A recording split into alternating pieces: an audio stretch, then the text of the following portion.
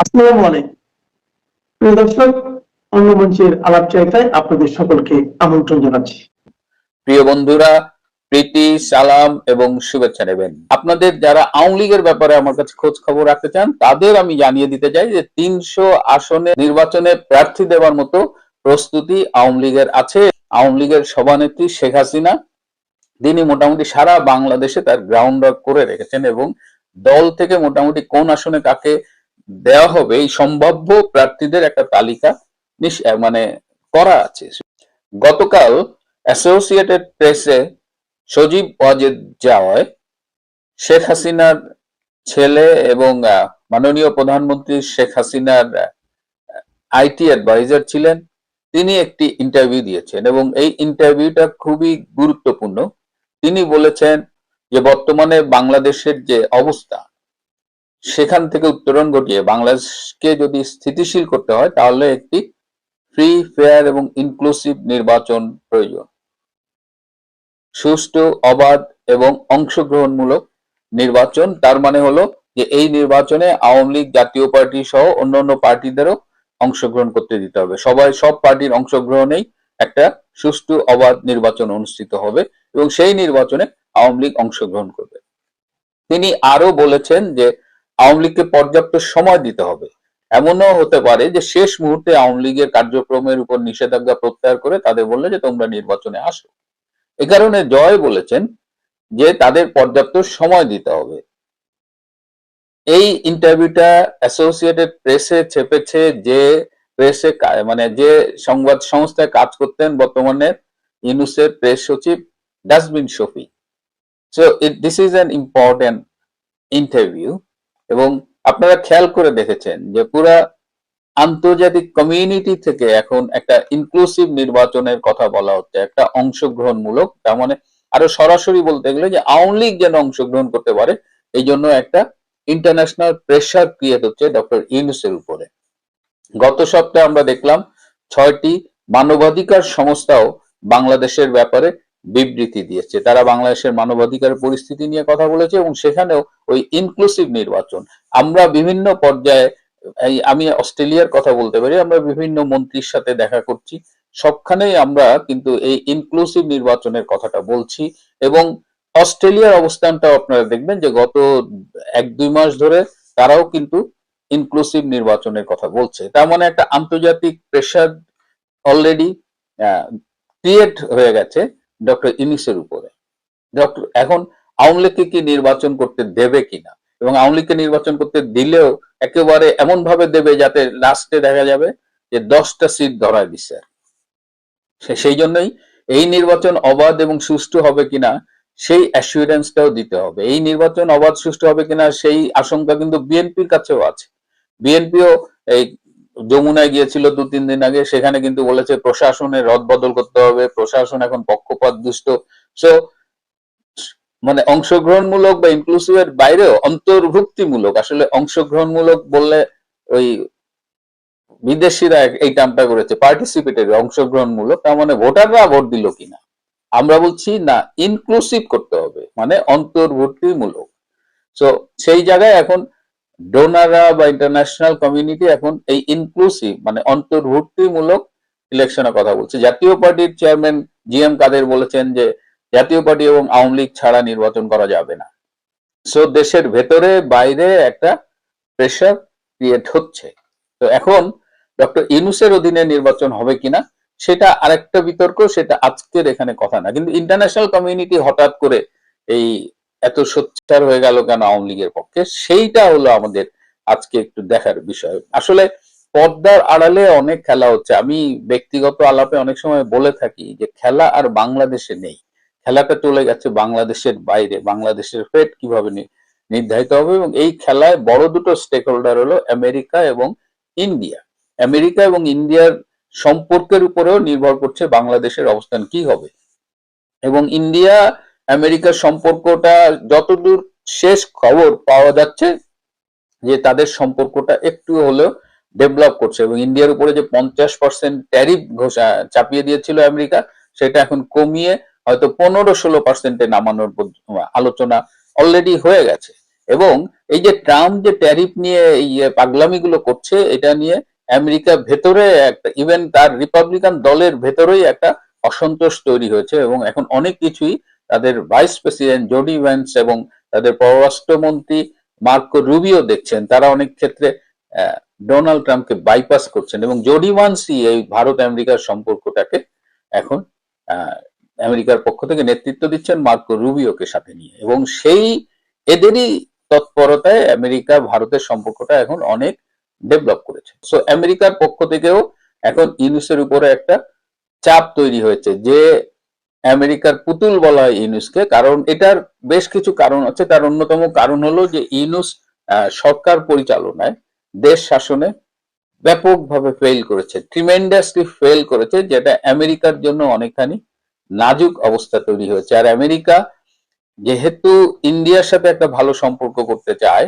এবং আমেরিকার সাথে ইন্ডিয়া আলোচনায় সব সময় ইন্ডিয়ার পক্ষ থেকে বাংলাদেশকে আলোচনায় একটা এজেন্ডা করা হয়েছে, সুতরাং ইন্ডিয়া বরাবরই বলেছে যে বাংলাদেশে একটা ইনক্লুসিভ নির্বাচন হতে হবে এবং ইন্ডিয়া আমেরিকার মধ্যে একটা আন্ডারস্ট্যান্ডিং হয়েছে যে বাংলাদেশে ইনক্লুসিভ নির্বাচনটা হওয়া উচিত। সো এই জায়গা থেকে জামায়াতের আমির ডক্টর শফিকুর রহমান বক্তৃতা দিয়েছে, তারও সুর কিন্তু বদলে গেছে। তিনিও বলেছেন যে প্রতিবেশীর সাথে তিনি ভালো সম্পর্ক করতে চায়, যাদের রাজনীতির মূলটাই হলো ভারত বিরোধিতা, বাংলাদেশে সারাক্ষণ ভারতকে গালি দেয়, আমেরিকায় যে তিনিও বুঝতে পারছেন যে ভারত ছাড়া তাদের গতি নাই। সো এই অবস্থায় এখন ভারত তো শুরু থেকেই বলছে, আমেরিকাও এখন কনভিন্সড। আমেরিকা এই মুহূর্তে ভারতের সাথেও ভালো সম্পর্ক রাখছে, পাকিস্তানের সাথেও ভালো সম্পর্ক রাখছে। দুইটা মানে বলা যায় দুইটা শত্রু রাষ্ট্রের সাথে একই সাথে কেন ভালো সম্পর্ক রাখছে, এই ব্যাপারে আমেরিকার একজন আমাকে চমৎকার একটা কথা বলেছেন। তিনি বলেছেন যে সাউথ এশিয়ায় পাকিস্তান হলো আমাদের লাঠিয়াল আর ভারত হলো আমাদের বন্ধু, এবং পাকিস্তানের বিভিন্ন আর্মি জেনারেল বা থিঙ্ক ট্যাঙ্ক তাদের কথাবার্তাও কিন্তু চেঞ্জ হয়ে গেছে। তারাও এখন বলছে যে ভারতের সাথে আমাদের বন্ধুত্বপূর্ণ সম্পর্ক রাখতে হবে, পারস্পরিক শ্রদ্ধা, মর্যাদা বোধ, এই কিছু টার্মসের বজিয়ে রেখে পাকিস্তান ভারতের সম্পর্কটা বন্ধুত্বপূর্ণ হতে হবে। এবং পাকিস্তান জামাত ইসলামের এক নেতা বলেছেন যে একই সময় 1947 সালে স্বাধীনতা লাভ করে ভারত আজকে বিশ্বের সুপার পাওয়ার আর পাকিস্তান আজকে পৃথিবীতে ভিক্ষার থালা নিয়ে ঘোরে। সুতরাং এই সাউথ এশিয়ার পলিটিক্সটা চেঞ্জ হচ্ছে, এখানে আমেরিকার যে অ্যাগ্রেশনটা সেটাও একটা নতুন শেপ নিচ্ছে এবং আগামী নির্বাচন আশা করা যায় যে আওয়ামী লীগের অংশগ্রহণই হবে। আপনাদের যারা আওয়ামী লীগের ব্যাপারে আমার কাছে খোঁজ খবর রাখতে চান তাদের আমি জানিয়ে দিতে চাই যে 300 আসনে নির্বাচনে প্রার্থী দেওয়ার মতো প্রস্তুতি আওয়ামী লীগের সভানেত্রী শেখ হাসিনা, তিনি মোটামুটি সারা বাংলাদেশে তার গ্রাউন্ড ওয়ার্ক করে রেখেছেন এবং দল থেকে মোটামুটি কোন আসনে কাকে দেওয়া হবে এই সম্ভাব্য প্রার্থীদের একটা তালিকা মানে করা আছে। সুতরাং আওয়ামী লীগকে যে একেবারে শেষ সময়ে আপনি ফাঁসাই দিবেন, আওয়ামী লীগ কিন্তু নির্বাচনের জন্য প্রস্তুত। আর একটা ছোট্ট তথ্য দিয়ে রাখি, মার্কিন প্রতিনিধি দল এবং আওয়ামী লীগ বিভিন্ন পর্যায়ে এদের মধ্যে কিন্তু মিটিং হচ্ছে এবং আগামী নির্বাচনে অংশগ্রহণ, বাংলাদেশের রাজনীতি, আওয়ামী লীগের অবস্থান, এই সব বিষয় নিয়ে আমেরিকা আওয়ামী লীগের মধ্যে আলোচনা শুরু হয়েছে এবং পর্দার আড়ালে সেটা চলছে। জাস্ট আপনাদের জানানোর জন্য এটিও বলে রাখি। নমস্কার, আমি তরুণ ঘোষ। গতকাল যে ট্রাম্প এবং মোদির সঙ্গে যে ফোনালাপ হয়েছে, তারপরে যা যা ঘটনা আমি বিস্তারিত আপনাদের বলেছিলাম, সেগুলো তো আজকে সব কাগজে বেরিয়ে গিয়েছে, সম্ভবত আপনাদের চোখও এড়ায়নি। আজকে বলবো তার পরের ঘটনা। এই ট্রাম্পের ফোনের পর তারপর নরেন্দ্র মোদী আর দেরি করেননি, উনি সঙ্গে সঙ্গে ডক্টর জয়শঙ্কর এবং আমাদের বাণিজ্য মন্ত্রী পীযূষ গোয়েলকে ডেকে পাঠান এবং সমস্ত টিমকে, বাণিজ্য দপ্তরের সমস্ত টিমকে ডেকে পাঠান। তার রুমে একটা মিটিং হয়। সেই মিটিং এ উনি বলেন যে বাংলাদেশের বর্তমান যা পরিস্থিতি, তাতে আর খুব বেশি দেরি করা যাবে না। কারণ এই দুপুরের ভিডিওতে আমি বলেই দিয়েছি যেভাবে পাকিস্তানি 11 জন জঙ্গি লস্করে তৈবার তারা ঢাকায় ঢুকেছে, এবং ঢুকে তারা একটা নাশকতার চেষ্টা করবে ভারতবর্ষে। তার আগেই ভারতবর্ষকে অ্যাকশন নিতে হবে, এবং কিভাবে সে অ্যাকশনটা নেবে তার প্ল্যানস অ্যান্ড প্রোগ্রাম সমস্ত রেডি হয়ে রয়েছে। আমেরিকার একটা কথা ছিল যে আমেরিকা এখান থেকে পা তুলে নেবে। আমেরিকার ডোনাল্ড ট্রাম্প প্রেসিডেন্ট, তিনি রাজি হয়ে গেছেন। ফলে লোহা গরম থাকতে থাকতে এখনই হাতড়া মেরে দাও।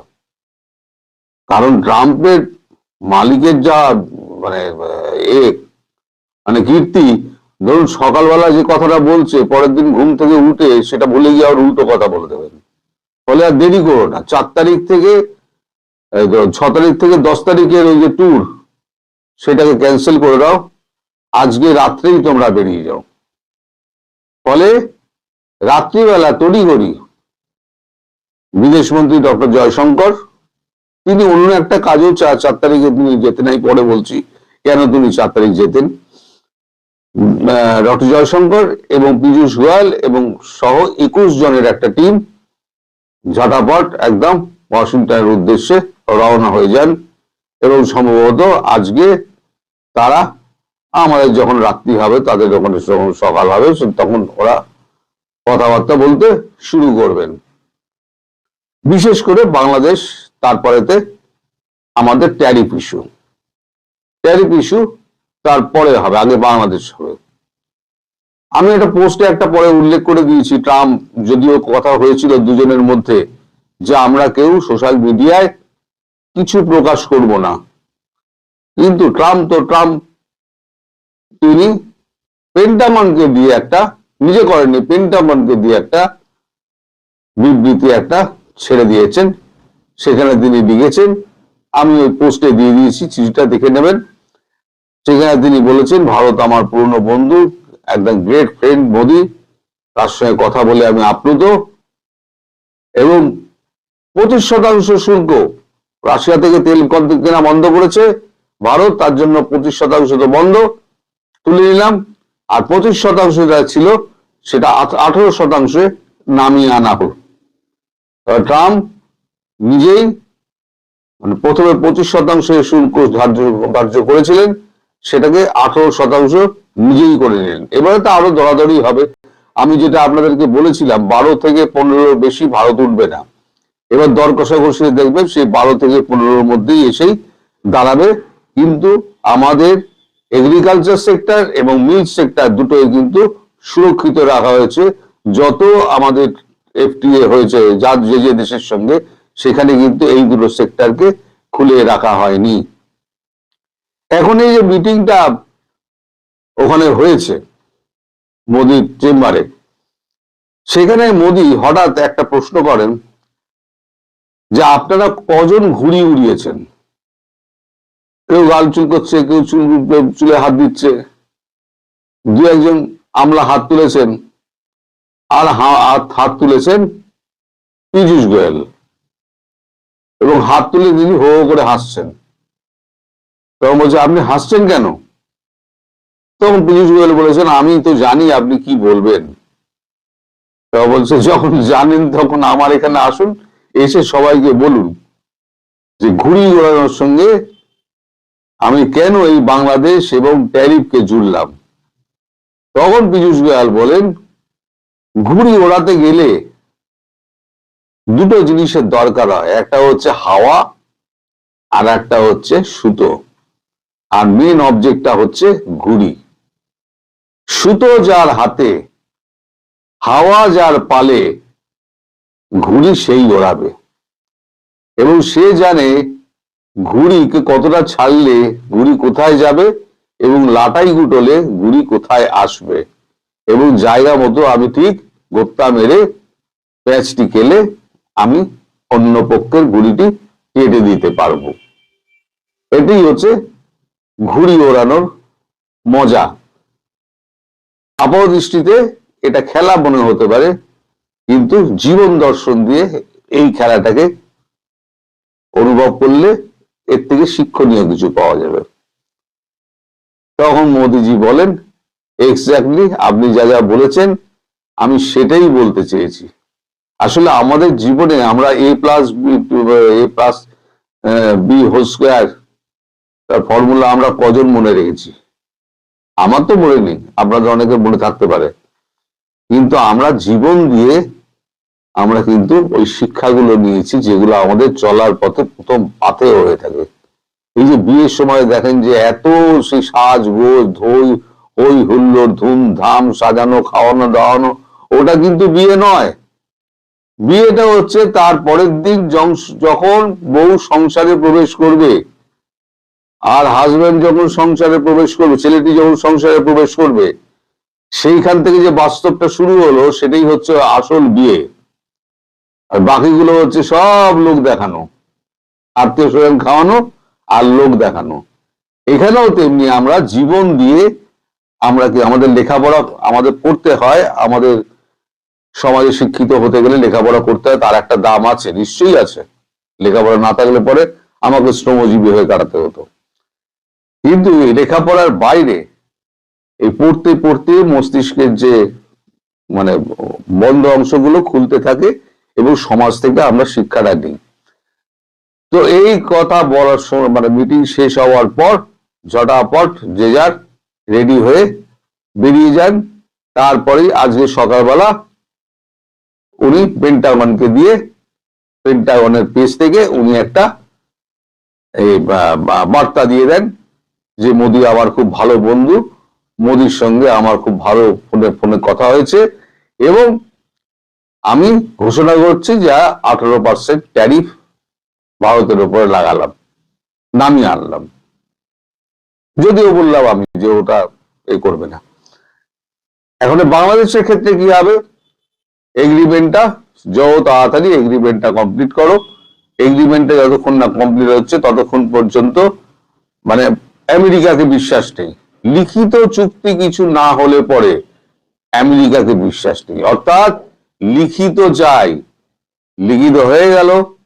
এইবারেতে আপনাদের মনে আছে যে আমাদের অমিত শাহ তিনি এতে 7 সিস্টারে দাঁড়িয়ে তিনি একটা হুঙ্কার মেরেছিলেন যে জমি আমাদের, এই জমির দিকে যদি কেউ চায় তাহলে উপযুক্ত জবাব আমরা দিতে পারবো এবং দরকার হলে আমরা উপযুক্ত শাস্তি